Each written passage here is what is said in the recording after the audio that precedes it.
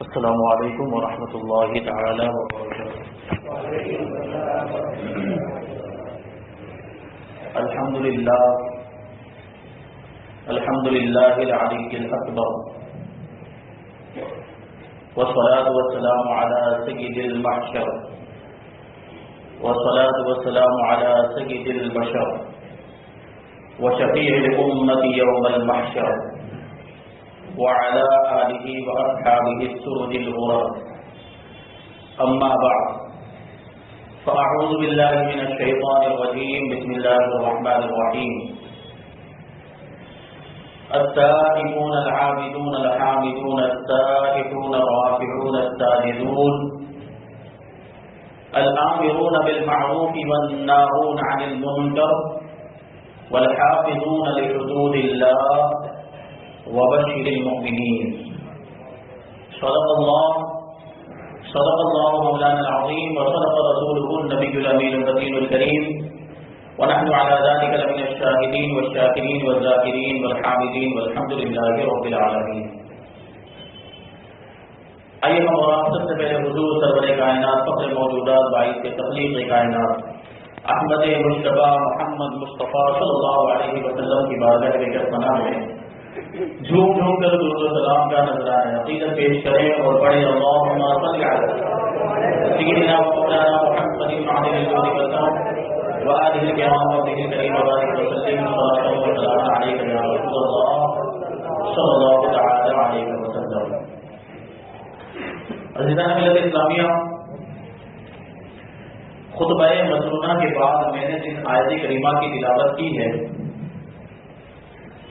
اللہ تبارک و تعالی ارشاد فرماتا ہے التائبون توبہ کرنے والے، العابدون اپنے رب کی عبادت کرنے والے، الحامدون اپنے رب کی حمد و ثنا بیان کرنے والے، السائحون روزہ رکھنے والے، الراکعون الساجدون رکوع کرنے والے، سجدہ کرنے والے، الآمرون بالمعروف والناہون عن المنکر بھلائی کا حکم دینے والے، برائیوں سے روکنے والے، والحافظون لحدود اللہ اللہ تبارک و تعالی کی حدود یعنی اللہ تبارک و تعالی کے احکام کی پابندی کرنے والے، وبشر المؤمنین اے محبوب آپ ایسے ایمان والوں کو جنت کی بشارت دیں. اس آیت کریمہ کے اندر اللہ تبارک و تعالی نے ایمان والوں کی 9 صفات بیان کی ہے، 9 خوبیاں بیان کی ہے. ایمان والوں کے اندر اگر یہ 9 صفتیں جمع ہو جائیں تو ان 9 صفتوں کے جمع ہونے پر اللہ تبارک و تعالی نے جنت کی بشارت عطا فرمائی ہے. ایسے ایمان والے جن میں یہ 9 خوبیاں ہوتی ہیں، وہ بظاہر چلتے ہیں تو زمین پر اور پھرتے ہیں زمین پر، رہتے ہیں زمین پر، لیکن ان کے لیے آسمانوں سے رب العالمین کی بارگاہ سے جنت کی خوشخبری آتی ہے. دنیا میں ان کے قدموں پر ہزاروں کرامتوں کا ظہور ہوا کرتا ہے اور آخرت میں ان کی قدموں کی ٹھوکر پر جنتیں قربان ہوا کرتی ہیں. یہ ایسے ایمان والے ہیں جنہیں اللہ تبارک و تعالیٰ نے جنت کی خوشخبری عطا فرمائی ہے اور اللہ کے رسول صلی اللہ علیہ وسلم کی زبانی عطا فرمائی ہے. تو اس میں دیکھیں آپ یہ صفات جو خوبیاں بیان کی گئی ہیں اس میں سب سے پہلی جو خوبی ہے وہ ہے التائبون توبہ کرنے والے. تو ایمان والوں پر ایمان والا ہونے کی حیثیت سے سب سے پہلی ذمہ داری یہ بنتی ہے کہ وہ اپنے گناہوں سے توبہ کریں. توبہ کرنے کی بڑی فضیلتیں ہیں. دیکھیں آپ کہ 2 گروہ ایسے ہیں جو گناہوں سے معصوم ہیں. ایک تو فرشتوں کا گروہ، فرشتوں کی جو جماعت ہے یہ گناہوں سے معصوم، ان سے کبھی گناہ نہیں ہو سکتا. اور انسانوں میں انبیاء کرام کی جماعت وہ ہے جو گناہوں سے معصوم ہے، ان سے گناہ ہونا ممکن نہیں ہے. علماء امت کا اس بات پر اجماع ہے کہ انبیاء کرام اعلان نبوت سے پہلے بھی اور اعلان نبوت کے بعد بھی تمام صغیرہ گناہوں سے بھی پاک ہوتے ہیں اور تمام کبیرہ گناہوں سے بھی پاک ہوا کرتے ہیں. یہ انبیاء کرام کی جماعت ہے. اس کے بعد ایک اور جماعت ہے وہ اولیاء کرام کی جماعت ہے. اولیاء کرام اگرچہ معصوم تو نہیں ہوتے لیکن اللہ تبارک و تعالیٰ اپنے فضل و کرم سے انہیں بھی گناہوں سے محفوظ رکھتا ہے. इन दोनों जमातों के अलावा जितने भी इंसान हैं, जितने भी आदमी हैं, सब गुनहगार हैं किसी न किसी एतबार से। क्योंकि अल्लाह के रसूल सल्लल्लाहु अलैहि वसल्लम इरशाद फरमाते हैं, कुल्लु बनी आदम खत्ताऊन व खैरुल खत्ताईन अत-तव्वाबून, कि हर आदमी, हर इंसान गुनहगार है और बेहतरीन गुनहगार वो हैं जो अपने गुनाहों से तौबा कर लिया करते हैं। कि तौबा करने वाला जो बंदा होता है वो अल्लाह तबारक व तआला का महबूब और पसंदीदा बंदा हो जाया करता है। अल्लाह की बारगाह में उसे महबूबियत का दर्जा हासिल हो जाता है, क्योंकि अल्लाह तबारक व तआला खुद इरशाद फरमाता है, इन्नल्लाह युहिब्बुत तव्वाबीन, बेशक अल्लाह तौबा करने वालों को पसंद फरमाता है और उन्हें महबूब बना लिया करता है। तौबा ये अल्लाह तबारक व तआला को बेहद महबूब और पसंदीदा ये अमल जो है, ये तौबा अल्लाह तबारक व तआला को बहुत ही महबूब है। हम और आप समझते हैं कि हम अगर तौबा कर लें तो अल्लाह तबारक व तआला हमारे गुनाहों को माफ फरमा देगा। सिर्फ इतना ही नहीं है, बल्कि अल्लाह तबारक व तआला की शान करीमी और गफ्फारी ये है कि वो हमारे गुनाहों को तौबा की बरकत से मुआफ तो फरमा देता है, बल्कि मजीद ये है कि अल्लाह तबारक व तआला हमारे गुनाहों को नेकियों में तब्दील फरमा दिया करता है। उसका इरशाद है, उलाइका युबद्दिलुल्लाहु सय्यातिहिम हसनात, ये तौबा करने वाले वो हैं जिनके गुनाहों को नेकियों में तब्दील कर देता है अल्लाह तबारक व तआला। यानी अगर कोई शख्स 1000 गुनाह कर ले और 1000 गुनाह करने के बाद जब वो अपने गुनाहों से तौबा करता है तो अल्लाह तबारक व तआला फरिश्तों को हुक्म देता है कि मेरे इस बंदे के नामाए आमाल से उन 1000 गुनाहों को मिटा दो और उन 1000 गुनाहों की जगह पर 1000 नेकियां लिख दो। ये बरकत है तौबा की। अल्लाह तबारक व तआला तौबा करने की बरकत से अपना खास फज़्ल नाज़िल फरमाता है तौबा करने वाले पर, और तौबा करने वाले को बेशुमार नेमतों से नवाजता है, उस पर इनामात की बारिश हुआ करती है तौबा करने वाले पर। और कभी कभी तो ऐसा होता है कि अल्लाह तबारक व तआला तौबा की बरकत से तौबा करने वाले को विलायत का दर्जा अता फरमा देता है, उसे बाकरामत वली बना देता है। देखें, हज़रत ख्वाजा हबीब आजमी रज़ी अल्लाह तआला अन्हु अपने जमाने के बहुत बड़े वली गुजरे हैं, विलायत के दर्जे पर फाइज से साहिब करामत बनी, लेकिन विलायत के दर्जे पर फाइज होने से पहले आप बहुत बड़े सूदखोर हुआ करते थे, ब्याजखोर हुआ करते। आप लोगों को सूद पर, ब्याज पर कर्ज दिया करते थे और उसका हफ्ता वसूल करने के लिए आप लोगों के घरों पर जाते, हफ्ता वसूल किया करते। अगर रुपए पैसे नहीं होते तो घर में जो कुछ भी मिलता वो लेकर चले आते, कभी तो खाने पीने की चीजें भी उठाकर ले आते। एक मरतबा ऐसा ही हुआ, हज़रत ख्वाजा हबीब आजमी रज़ी अल्लाह तआला अन्हु एक शख्स के घर पे गए जिसने आपसे कर्ज लिया था, सूदी कर्ज लिया था। कहा कि कहाँ है फलां शख्स, मेरे कर्ज का हफ्ता लाओ, मेरे सूद की किस्त मुझे दो। तो अंदर से खातून की आवाज आई कि घर में कोई मर्द नहीं है, बाद में आना। आप कहते हैं कि नहीं, मैं तो अपनी जो किस्त है, अपना जो हफ्ता है वो लेकर ही जाऊंगा। तो वो खातून कहती है घर में कुछ भी रुपए पैसे नहीं जो तुम्हें दिए जाए। तो ख्वाजा हबीब आजमी कहते हैं कि घर में खाने पीने का तो सामान होगा। तो वो जो खातून थी वो कहने लगी कि घर में ऐसे तो खाने पीने का कोई सामान नहीं, लेकिन आज हमने खाने के लिए एक बकरी को ज़बह किया था, उसके पाए हैं और उसका बकरी का जो सर होता है वो मौजूद है। ख्वाजा हबीब आजमी कहते हैं लाओ वही मुझे दे दो, बकरी के पाए और बकरी का सर मुझे दे दो। ख्वाजा हबीब आजमी बकरी के पाए को और बकरी के सर को लेते अपने घर पहुंचते अपनी बीवी को देते, लो इसे पकाओ। आपकी बीवी कहती है कि घर में आटा भी नहीं है और चूल्हा जलाने के लिए लकड़ियां भी खत्म हो गई, वो भी कहीं से लेकर आए। तो ख्वाजा हबीब आजमी आटा और लकड़ियां भी अपने कर्जदारों के यहाँ से लेकर आते हैं, सूद के तौर पर आटा भी अपने कर्जदारों के वहां जाते हैं, वहां से लेकर आते हैं। चूल्हा जलाने के लिए लकड़ियां भी इसी तरीके से अपने कर्जदारों के पास से लेकर आते हैं। अब आपकी बीवी जो है वो जो पाए आप लाए होते हैं वो पाए पकाने के लिए, और जो बकरी का सर होता है उसे चूल्हे पर चढ़ा देती है। दूसरी तरफ दरवाजे पर एक साइल आता है, मांगने वाला आता है और वो सवाल करता है मुझे भूख लगी है, मुझे खाने के लिए कुछ दे दो। तो ख्वाजा हबीब आजमी उसे डांट कर भगा देते हैं, चल जाए यहाँ से, मैं तुझे कुछ भी नहीं देने वाला, चले जाए यहाँ। वो मायूस होकर आपके दरवाजे से चला जाता है। दूसरी तरफ वो जो पाए होते हैं बकरी का सर वो पककर तैयार हो जाता है। आपकी बीवी जैसे ही उस हांडी का सर खोलती है, उस हांडी का ढक्कन खोलती है, तो क्या देखती हैं कि वो पाए और बकरी का सर खून में तब्दील हो चुके हैं। अब आपकी बीवी हज़रत ख्वाजा हबीब आजमी से कहती है कि अब तो सुधर जाइए, कब तक ये हराम की कमाई हमें खिलाते रहेंगे, कब तक लोगों का खून हमें पिलाते रहेंगे, अब तो आप सुधर जाएं। अब तो हलाल कमाई लाकर हमें खिलाएं, ये लोगों का खून हमें पिलाना बंद कर दें, हराम कमाई हमें खिलाना बंद कर दें। ख्वाजा हबीब आजमी को चोट लगती है दिल पर, दिल में इंतलाब पैदा होता है, अपने गुनाहों पर नदामत का एहसास होता है, शर्मिंदगी का एहसास होता है, तौबा करने का इरादा करते हैं। ये हजरत ख्वाजा हसन बसरी रज़ी अल्लाह तआला अन्हु का जमाना था। ख्वाजा हबीब आजमी रज़ी अल्लाह तआला अन्हु अपने घर से निकलते हैं ये सोचते हुए कि हसन बसरी की बारगाह में जाकर तौबा करूंगा। हजरत ख्वाजा हसन बसरी रज़ी अल्लाह तआला अन्हु की बारगाह में पहुंचते हैं, उनके कदमों में गिर जाते हैं, अर्ज करते हैं कि मैं बहुत बड़ा गुनहगार हूँ, मैं बहुत बड़ा सूदखोर हूँ, मैं बहुत बड़ा ब्याजखोर हूँ, मैंने लोगों के मालों को नाहक जो है इस तरीके से वसूल किया है और हराम कमाई में कमाया करता था, अपने बच्चों को बीवियों को इस तरीके से खिलाया करता था। आप मेरे रब की बारगाह में दुआ कीजिए कि मेरा रब मेरे गुनाहों को माफ फरमा दे और मेरी तौबा को कबूल फरमा दे। हसन बसरी इरशाद फरमाते हैं कि हाँ, इन्नल्लाह यग़फिरु ज़ुनूब जमीआ, बेशक अल्लाह तबारक व तआला सारे गुनाहों को बख्श देता है।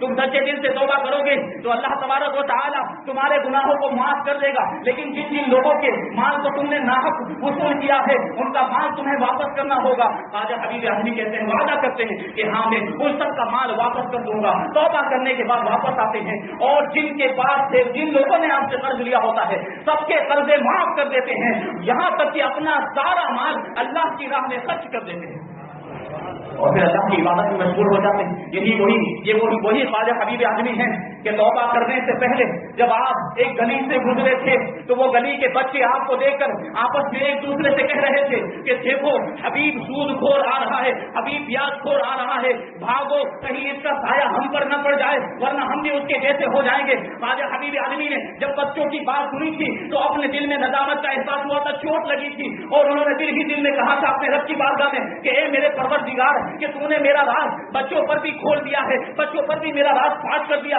बच्चे भी मेरी बुराई को जानते और मेरे साये से भाग रहे हैं। लेकिन जब ख्वाजा हबीब आजमी ने अपने गुनाहों से तौबा कर ली, ख्वाजा हबीब आजमी ने जब ब्याजखोरी से तौबा कर ली, फिर उसी रास्ते से गुजरे वही बच्चे थे। अब वो बच्चे देखकर कहने लगे कि देखो देखो हबीब खुदा का बंदा आ रहा है, हबीब इबादत गुजार आ रहा है, हबीब आबिद और जाहिद आ रहा है, आओ आओ उससे करीब हो जाते हैं, उसके हाथ का बोसा लेते हैं ताकि उसकी तौबा की बरकत हमें भी हासिल हो जाए।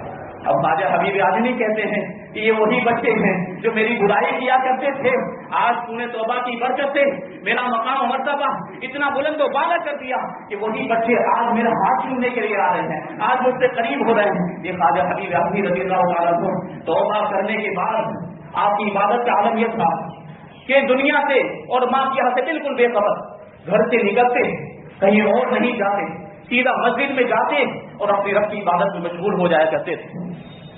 इसी तरीके से कई दिन गुजर गए, सारा माल तो अल्लाह की राह में खर्च कर दिया, कुछ भी मौजूद नहीं था। एक दिन आपकी बीवी कहने लगी कि बाजार जाइए कुछ कमा कर लाइए ताकि खाने पीने का इंतजाम हो सके, कहीं दिन के फाके हैं। ख्वाजा हबीब आजमी कहते हैं ठीक है, आज मैं बाजार जाऊंगा और कुछ कमा कर लाऊंगा, लेकिन घर से निकले तो फिर वही मांगो। दिल गवारा ही नहीं कर रहा था कि बाजार जाएं, तो फिर मस्जिद की तरफ चले गए और इबादत की, अल्लाह तबारक व तआला की इबादत में मशगूल हो गए। दूसरे दिन भी ऐसा ही हुआ, आपकी बीवी ने फिर मुतालबा किया कि कुछ कमा कर लाएं। दूसरे दिन भी घर से निकले, कदम बाजार की तरफ उठने के लिए तैयार ही नहीं थे, खुद ब खुद मस्जिद की तरफ रवाना हो गए और अल्लाह की इबादत में मशगूल हो गए। तीसरे दिन भी यही मामूल। तीसरे दिन जब बीवी ने कहा कि आज तो कुछ लाना पड़ेगा आपको, तो हजरत ख्वाजा हबीब आजमी कहते हैं कि 3 दिन हुए हैं और जिसके यहाँ मैं काम करता हूँ उसने मुझसे वादा किया है कि 10 दिन की उजरत और 10 दिन की मजदूरी एक साथ में देगा। जिसके यहाँ मैं काम करता हूँ उसने वादा किया है कि 10 दिन की मजदूरी वो एक साथ में देगा। अब बीवी को इत्मीनान हो गया, अब 10 दिन के मुकम्मल होने का वो इंतजार करने लगी। और ख्वाजा हबीब आजमी का इधर दूसरी तरफ वही मामूल, घर से निकलते मस्जिद में जाते इबादत में मशगूल हो जाते, घर से निकलते मस्जिद में जाते इबादत में मशगूल हो जाते। इसी तरीके से 10 दिन मुकम्मल हो गए। जब 10वां दिन आया, ख्वाजा हबीब आजमी जब मस्जिद से अपने घर की तरफ वापस होने लगे तो परेशानी के आलम में कि आज मैं अपनी बीवी को क्या जवाब दूंगा, میں نے تو ان سے کہا تھا کہ 10 دن کی اجرت ایک ساتھ میں دے گا جس کے یہاں میں کام کرتا ہوں، اور آج 10واں دن مکمل ہو چکا ہے، آج میں اپنی بیوی کو کیا جواب دوں گا؟ لیکن خواجہ حبیب آدمی جب اپنے گھر پہنچتے ہیں تو کیا دیکھتے ہیں کہ گھر کے صحن میں بہت عمدہ قسم کے کھانے اور اس کھانوں کے تھال رکھے ہوئے ہیں، اور ساتھ میں ایک کنارے پر 3000 درہم رکھے ہوئے ہیں۔ آپ کی بیوی آپ کو دیکھ کر کہنے لگتی ہے کہ آپ کس کے یہاں کام کرتے ہیں؟ آپ کا مالک بہت اچھا ہے، 10 دن کی اجرت میں اس نے اتنے قسم کے کھانے بھیجے ہیں اور ساتھ ہی ساتھ یہ 3000 درہم بھی بھیجے ہیں۔ خواجہ حبیب آدمی دل ہی دل میں کہتے ہیں کہ میں نے 10 دن تک اپنے رب کی عبادت کی، خلوص کے ساتھ اللہ تبارک و تعالیٰ کی عبادت کی، تو اس نے یہ انعام عطا فرمایا۔ اگر میں مزید اپنے رب کی عبادت کروں گا، مزید خلوص کے ساتھ، خشوع و خضوع کے ساتھ اللہ کی عبادت کروں گا، تو پتہ نہیں وہ کیا کیا عطا فرما دے گا۔ یہی خواجہ حبیب آدمی ہیں۔ اللہ تبارک و تعالیٰ نے آپ کو توبہ کی برکت سے وہ مقام و مرتبہ عطا فرمایا کہ آپ کے تینوں مرشد حضرت خواجہ حسن بصری رضی اللہ تعالیٰ عنہ بھی کبھی کبھی آپ پر رشک کیا کرتے ہیں۔ لیکن ایسا مقام و مرتبہ اللہ نے حضرت خواجہ حبیب آدمی کو عطا فرمایا۔ ایک مرتبہ ایسا ہوا کہ حضرت خواجہ حسن بصری رضی اللہ تعالیٰ عنہ مغرب کے وقت کہیں تشریف لے گئے تھے۔ جب واپس آئے تو مغرب کی نماز کا وقت ہو چکا تھا، تو حضرت خواجہ حبیب آدمی رضی اللہ تعالیٰ عنہ کو لوگوں نے نماز پڑھانے کے لیے مصلی پر آگے بڑھا۔ حضرت خواجہ حسن بصری رضی اللہ تعالیٰ عنہ جب پہنچے تو آپ نے سوچا کہ حبیب نماز پڑھا رہا ہے، وہ حبیب آدمی ہے، عجم کا رہنے والا ہے، عرب کا رہنے والا نہیں ہے، پتہ نہیں اس کا تلفظ درست ہوگا کہ نہیں، وہ قرآن شریف صحیح طور پہ پڑھ سکتا ہوگا کہ نہیں پڑھ سکتا۔ آپ یہ سوچ کر آگے بڑھ گئے اور آپ نے الگ سے نماز پڑھی خواجہ حسن بصری رضی اللہ تعالیٰ عنہ نے۔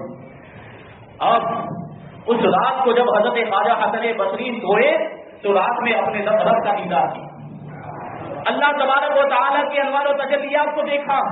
اپنے رب کی بارگاہ میں حضرت خواجہ حسن بصری عرض کرتے ہیں، اے میرے پروردگار، مجھے اپنی زندگی میں کبھی ایسا موقع بھی عطا فرما کہ میں تیری رضا اور تیری خوشنودی حاصل کر سکوں۔ تو پکارنے والا پکار کر کہتا ہے کہ اے حسن بصری، آج ہی تجھے وہ موقع دیا گیا تھا جس میں تو ہماری رضا کو حاصل کر لیتا۔ خواجہ حسن بصری عرض کرتے ہیں، یا میرے پروردگار عالم، یا رب العالمین، وہ کون سا موقع تھا؟ تو اللہ تبارک و تعالیٰ کی طرف سے پکارنے والا پکار کر کہتا ہے کہ آج مغرب کی نماز حبیب آدمی پڑھا رہا تھا، اگر تم نے اس کے پیچھے مغرب کی نماز پڑھ لی ہوتی تو تم ہماری رضا کو حاصل کر لیتے، تمہیں ہماری خوشنودی حاصل ہو جاتی۔ یہ پیر و مرشد ہے خواجہ حسن بصری، لیکن دیکھیں مرید کا مرتبہ اللہ کی بارگاہ میں کیسا ہے۔ اور یہ حضرت خواجہ حبیب آدمی کو جو مقام و مرتبہ ملا تھا، یہ توبہ کی برکت سے ملا تھا۔ اللہ تبارک و تعالیٰ نے توبہ کی برکت سے ان کے گناہوں کو تو معاف کر ہی دیا تھا، ساتھ ہی ساتھ ان کے مقام و مرتبوں کو ایسا بلند فرمایا کہ ولایت کا درجہ عطا فرما دیا اور اپنی بارگاہ کا مقبول آپ کو بنا دیا۔ تو یہ توبہ کی برکتیں اس طرح ظاہر ہوگی۔ حضرت فضیل ابن عیاض رضی اللہ تعالیٰ عنہ جو سلسلہ چشتیہ کے بزرگوں میں آپ کا شمار ہوتا ہے، لیکن ولایت کے درجے پر فائز ہونے سے پہلے آپ بہت بڑے ڈاکو تھے، ڈاکہ زنی کیا کرتے تھے، لوگوں کے مال کو لوٹ لیا کرتے تھے، قافلوں کو لوٹ لیا کرتے تھے۔ ایک مرتبہ اسی طریقے سے حضرت فضیل ابن عیاض رضی اللہ تعالیٰ عنہ آپ کے ساتھی اس قافلے کو لوٹنے کے لیے پہنچے۔ رات کا وقت تھا، قافلے والے سو رہے تھے، لیکن جیسے ہی حضرت فضیل ابن عیاض جو ہے قافلے کے اندر پہنچے تو آپ کو قافلے میں سے تلاوت کی آواز آئی۔ قافلے کا ایک شخص رات کے وقت قرآن مجید کی تلاوت کر رہا تھا، اور وہ یہ آیت کریمہ تلاوت کر رہا تھا، الم یأن للذین آمنوا ان تخشع قلوبهم لذکر اللہ، کہ کیا ایمان والوں کے لیے وہ وقت نہیں آیا کہ ان کے دل خدا کے ذکر سے کانپ جائے، ان کے دل میں خشیت الہی پیدا ہو جائے، ان کے دل میں خوف خدا پیدا ہو جائے۔ جیسے ہی اس آیت کریمہ کو حضرت فضیل ابن عیاض نے سنا، آپ کے دل کی دنیا بدل گئی، دل میں ایک انقلاب آیا، شرمندگی کا احساس ہوا کہ میں کتنا بڑا گنہگار ہوں، میں لوگوں کے مالوں کو لوٹ لیا کرتا ہوں، میں ڈاکہ زنی کیا کرتا ہوں، میں بہت بڑا گنہگار ہوں۔ دل ہی دل میں توبہ کا ارادہ کیا کہ آج کے بعد ڈاکہ زنی نہیں کروں گا۔ آپ نے اپنے ساتھیوں کو بلایا کہ ادھر آؤ، تم سے ایک بات کہنا چاہتا ہوں۔ جب ساتھی قریب آئے تو حضرت فضیل ابن عیاض کہنے لگے کہ میں نے اپنے گناہوں سے توبہ کر لی ہے، آج کے بعد میں ڈاکہ زنی نہیں کروں گا، آج کے بعد میں کسی کے مال کو نہیں لوٹوں گا۔ تو آپ کے ساتھی بھی تو آپ کے ساتھی تھے، وہ کہنے لگے کہ اے فضیل ابن عیاض، ہم काम डाका जनी के अंदर लोगों के मालों को लूटने में आपके साथी थे, तो तौबा करने में भी आपके साथी रहेंगे। हजरत फुज़ैल इब्न अयाज़ ने तौबा कर ली तो आपके साथियों ने भी तौबा कर ली। अब हजरत फुज़ैल इब्न अयाज़ कहते हैं कि हमारा गुनाह इस तरीके से माफ नहीं होगा, जिन जिन लोगों का माल हमने लूटा हमें वो वापस करना होगा या उनसे हमें माफी मांगनी होगी। करीब ही में एक गांव जहाँ पर एक यहूदी रहा करता, हजरत फुज़ैल इब्न अयाज़ ने कहा कि देखो यहाँ पर जो करीब में गाँव है वहाँ पर एक यहूदी रहता जिसका माल हमने लूटा, जिसकी सोने की ईंटें हमने लूटी थी, चलो उस गाँव में चलते हैं और उससे माफी मांगते हैं। हजरत फुज़ैल इब्न अयाज़ आंखों से आंसू जारी है और दिल में नदामत है, खुदा की बारगाह में अपने दिल से अर्ज करते हुए जा रहे हैं कि मेरे परवरदिगार तो मेरे गुनाहों को मुआफ फरमा दे, मेरी तौबा को कबूल फरमा और लोगों के हक को मुआफ करवाने की तौफीक अता फरमा। इस तरीके से हजरत फुज़ैल इब्न अयाज़ उस गाँव में पहुंचे। उस यहूदी ने जैसे ही आपको देख फौरन वो तलवार लेकर खड़ा हो गया कि फुज़ैल आ रहा है जिसने मेरे माल को लूटा, आज मैं उससे बदला लूंगा। हजरत फुज़ैल इब्न अयाज़ जैसे ही करीब आए तो आपकी आंसू जारी थे। यहूदी को देखकर उसने इंतकाम का जो इरादा था उसे तर्क कर दिया, बदला लेने का जो इरादा था वो तर्क कर दिया। पूछने लगा कि फुज़ैल तुम रो क्यों रहे हो? तो हजरत फुज़ैल इब्न अयाज़ कहते हैं कि आज मैंने अपने गुनाहों से तौबा कर ली है, आज के बाद मैं कभी डाका जनी नहीं करूंगा, आज के बाद किसी के माल को नहीं लूटूंगा और मैं तुमसे माफी मांगने के लिए आया हूँ और मुझे उम्मीद है कि तुम मुझे माफ कर दोगे। वो यहूदी तौरेत का आलिम था, उसने तौरेत के अंदर पढ़ा था कि जो सच्चे ईमान वाले होते हैं वो मिट्टी पर भी हाथ रखते तो मिट्टी सोना बन जाया करती है। तो वो यहूदी कहने लगा कि मैं ऐसे तुम्हें माफ नहीं करूंगा, तुमने मेरी ईंटें चुराई, मुझे ईंटें वापस करो। तो हजरत फुज़ैल इब्न अयाज़ कहते हैं कि हमारे पास वो ईंटें मौजूद नहीं, हमने तो उन्हें खर्च कर दिया है, अब हम क्या करें? तो वो जो यहूदी था वो कहता है ठीक है कोई बात नहीं, तुम जंगल में जाओ, वहां मिट्टी जमा करो और उसे गूंदो और उसकी ईंटें तैयार करके वही मिट्टी की ईंटें मुझे लाकर दे दो, मैं वही कबूल कर लूंगा और उसी पर राजी हो जाऊंगा। हजरत फुज़ैल इब्न अयाज़ और आपके साथी जंगल में जाते हैं, मिट्टी जमा करते हैं और मिट्टी को गूंदते हैं, उसकी ईंटें तैयार करते हैं। ईंटें जब सूख जाती हैं तो उस पर एक बोरी में भरते हैं, बोरी में भरने के बाद लेकर वो यहूदी के पास आते, यहूदी के पास जब पहुंचते हैं तो यहूदी कहता है ठीक है इन ईंटों को बोरी से बाहर निकालो। आपके साथी जैसे ही बोरियों को खाली करते हैं तो मंजर देखकर उनकी हैरत की इंतहा नहीं रहती कि वो ईंटें जो मिट्टी से बनाई हुई थी वो सोने में तब्दील हो चुकी थी। हजरत फुज़ैल इब्न अयाज़ अपने साथियों को कहते हैं कि ये क्या माजरा, हमने मिट्टी हमने जमा की, मिट्टी को हमने गूंदा, उसमें पानी मिलाया, हमने अपने हाथों से उसकी ईंटें तैयार की, अपने हाथों से इसे बोरी के अंदर भरा है और जब हम वापस लेकर आए और जब बोरी से उन ईंटों को वापस निकाला तो वो ईंटें जो मिट्टी की थी वो सोने में तब्दील हो गई। ये हैरान और परेशान थे कि इतने में गैब से आवाज आई कि हे फुज़ैल इब्न अयाज़ तुम्हारी तौबा की बरकत से हमने मिट्टी की ईंटों को सोने की ईंटों में तब्दील कर दिया। तो ये तौबा की बरकत हुआ करती है। तौबा की बरकत से अल्लाह तबारक व तआला ऐसे इनामात अता फरमाता है कि तौबा करने वाले को कभी कभी विलायत का दर्जा भी अता हो जाता है। तो हमें भी चाहिए कि हम अपने गुनाहों से तौबा करें, क्योंकि ईमान वालों की जो 9 सिफात आयत करीमा में बयान की गई है उनमें सबसे पहली सिफत है अत्ताइबून, तौबा करने वाले। और तौबा करने वाला जो होता है वो अल्लाह तबारक व तआला का महबूब बन जाया करता है, अल्लाह तबारक व तआला उसे अपनी बारगाह का करीबी बना लिया करता है। देखें अल्लाह तबारक व तआला ने हम पर बेशुमार फज़्ल व एहसान फरमाया कि हमें अपने प्यारे हबीब सल्लल्लाहु अलैहि वसल्लम की उम्मत में पैदा किया। हम अपने आप को समझें कि हम कौन हैं, हम अपने खुद के मकाम और मर्तबे को समझें, हम अपनी खुद की कद्र और मंजिलत को समझें कि हम कौन हैं। हुजूर सल्लल्लाहु अलैहि वसल्लम का मकाम और मर्तबा ये है कि आप सारे नबियों के सरदार हैं और आपकी बरकत से उम्मत मुहम्मदिया को अल्लाह तबारक व तआला ने सारी उम्मतों का सरदार बनाया है। मतलब ये है कि हमें पूरी कायनात का सरदार बनाया गया है, पूरी कायनात का, पूरी दुनिया का सरदार बनाया गया है। हम उस कौम से ताल्लुक रखते हैं जो पूरी दुनिया की सरदार है। जिस कौम को पूरी दुनिया का सरदार बनाया गया हो वो गुनाहों के काम में मुब्तला नहीं होगी। जिस कौम को पूरी दुनिया का सरदार बनाया गया हो वो कभी शराब नोशी नहीं करती।